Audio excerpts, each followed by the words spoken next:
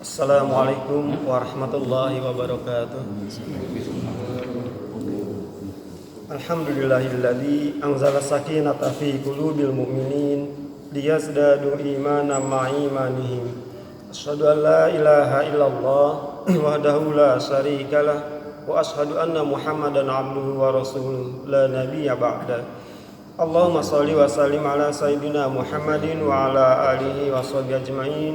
Rabbi a'udzubika min hamadatis syayatin wa a'udzubika rabbi ay yahdurun. Amma ba'du. Jamaah subhanallahi, pagi ini saya akan bacakan hadis berkenaan dengan membiarkan seorang mukmin yang dihina.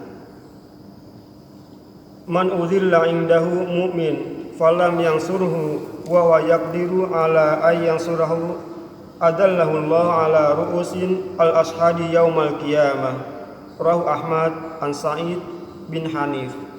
Barang siapa melihat seorang mukmin dihina di hadapannya, lalu ia tidak menolongnya padahal ia mampu menolongnya, niscaya Allah akan membuatnya hina kelak di hari kiamat di hadapan semua makhluk. Hadis riwayat Ahmad melalui Sa'id ibnu Hanif. Penjelasan, dalam hadis lain telah disebutkan, tolonglah saudaramu yang berbuat aniaya atau teraniaya. Sebagian sahabat bertanya, wahai Rasulullah, kalau si teraniaya sudah kami maklumi, tetapi bagaimana kalau dia yang aniaya? Nabi Muhammad SAW menjawab, kamu mencegahnya agar jangan berbuat aniaya, itulah cara menolongnya.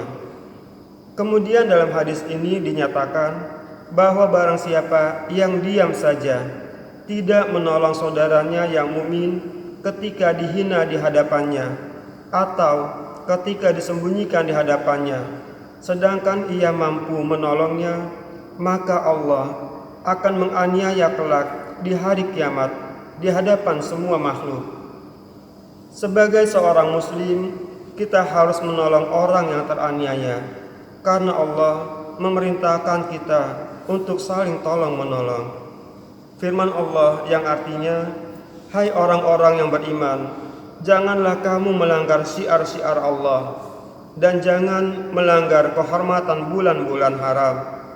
Jangan mengganggu binatang-binatang hadiah dan binatang-binatang qalaid, dan jangan pula mengganggu orang-orang yang mengunjungi Baitullah sedang mereka mencari kurnia dan keridhaan dari Tuhannya.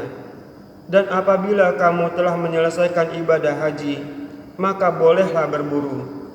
Dan janganlah sekali-kali kebencianmu kepada sesuatu kaum karena mereka menghalang-halangi kamu dari Masjidil Haram, mendorongmu berbuat aniaya kepada mereka.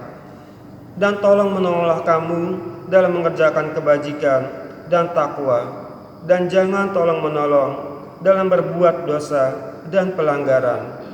Dan bertakwalah kamu kepada Allah, sesungguhnya Allah amat berat siksanya. Quran Surat Al-Ma'idah ayat 2. Hadis yang kedua, man tiba indahu akhuhul muslim falam yansurhu wa yastati'u nasrahu adallahullah fid dunya wal akhirah. Rawahu Ibnu Abi Dunya an Anas. Barang siapa melihat saudaranya yang muslim diumpat di hadapannya, lalu ia tidak membela saudaranya itu, padahal ia mampu untuk membelanya, niscaya Allah akan menghinakannya di dunia dan di akhirat. Hadis riwayat Ibnu Abu Dunya melalui Anas radhiyallahu anhu. Penjelasan, hadis ini sama maknanya dengan hadis terdahulu. Hanya dalam hadis terdahulu diungkapkan dengan memakai kata uzillah yang artinya dihina. Sedangkan dalam hadis ini disebutkan utiba yang artinya diumpat. Kedua riwayat itu mempunyai makna yang sama, yaitu barang siapa menyaksikan saudara muslimnya dihina atau diumpat di hadapannya, sedangkan ia tidak mau membela saudara muslimnya itu, padahal ia mampu membelanya, maka Allah akan menghinakannya di dunia dan di akhirat. Membiarkan saudara kita sesama muslim dihina sama saja membiarkan kemaksiatan. Sementara kita diperintahkan untuk melawan kemaksiatan dengan tangan atau kekuatan kita. Kalau kita tidak berani, hendaklah dengan ucapan.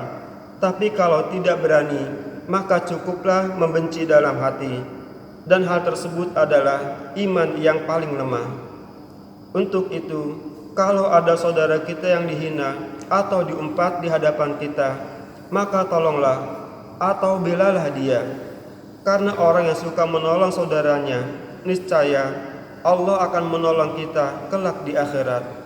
Firman Allah yang artinya, dan sesungguhnya kami telah mengutus sebelum kamu beberapa orang rasul kepada kaumnya. Mereka datang kepadanya dengan membawa keterangan-keterangan yang cukup.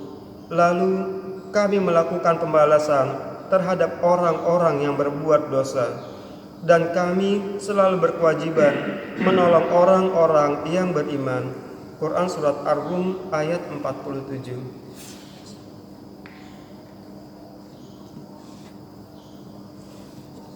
Jangan demikian dua buah hadis, berikut penjelasan yang bisa kami sampaikan. Mudah-mudahan ada manfaatnya dan kita bisa mengamalkannya. Kita akhiri dengan doa kafatul majelis.